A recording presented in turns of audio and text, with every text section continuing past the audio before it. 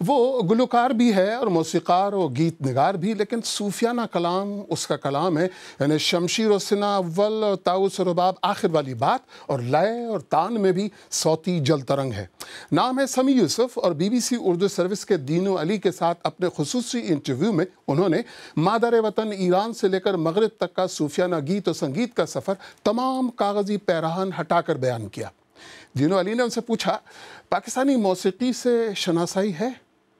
Of course, qawwali is so important. ہاں، قوالی تو بہت اہم ہے۔ یہ ایک روحانی موسیقی ہے۔ ایک مخصوص اسلامی روایتی نقطۂ نظر سے اس طرز موسیقی کو روحانی موسیقی کا درجہ حاصل ہے۔ And in Iran, traditional ردیف، تاسکا، Iran میں روایتی ردیف اور تاسکا بھی روحانی موسیقی ہے۔ اس کے علاوہ مالے میں بھی کلاسیکی موسیقی کو بھی روحانی کلام کہہ سکتے ہیں۔ میں ان سب سے واقف ہوں، بلکہ میں نے تو صابری برادران کی اجازت سے ان کے کچھ گانے بھی اپنائے ہیں۔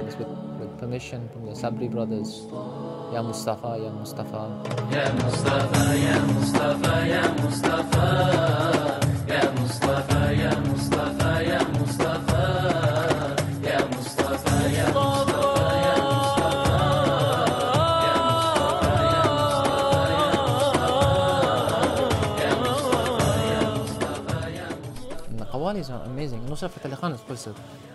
قوالی تو کمال ہے۔ نصرت فتح علی خان تو بہت ہی عظیم موسیقار تھے۔ ان کے گھرانے کی روایت بڑی دلچسپ ہے۔ 600 سال کی تاریخ ہے جو نسل در نسل زبانی منتقل ہو رہی ہے۔ بہت ہی خوبصورت روایت ہے، بہت خوبصورت موسیقی ہے۔ Beautiful music. I fight for a love, knowing it can't be one sent from a light above, child of our golden sun, Sadi Ali. آپ کی سب سے نئی البم دا سینٹر اس وقت موجود ہے مارکیٹ میں، لوگ خرید بھی سکتے ہیں، ریلیز ہو چکی ہے البم۔ ہمیں دا سینٹر کے بارے میں بتائیے کہ یہ البم کیسے بنا، اس کا کانسیپٹ کیسے بنا، اور اس البم کی خاصیت کیا ہے؟ This album is basically an album from a 34-year-old. یہ البم ایک 34 سالہ شخص کی آواز ہے۔ اس کی شاعری گہری ہے لیکن میوزک ہلکا پھلکا ہے۔ میں سمجھتا ہوں یہ میری عاجزانہ کوششوں میں سے سب سے بہتر ہے۔ At the same time, I consider it the best of my humble works.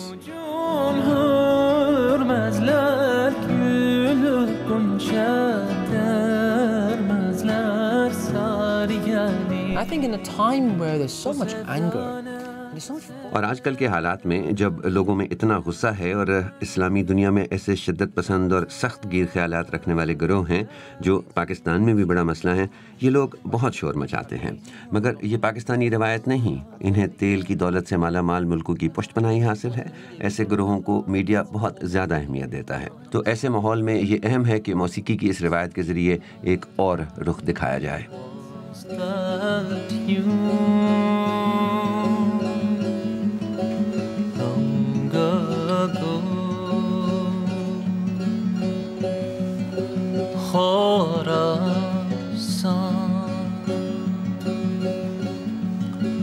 Can you guide me to the treasure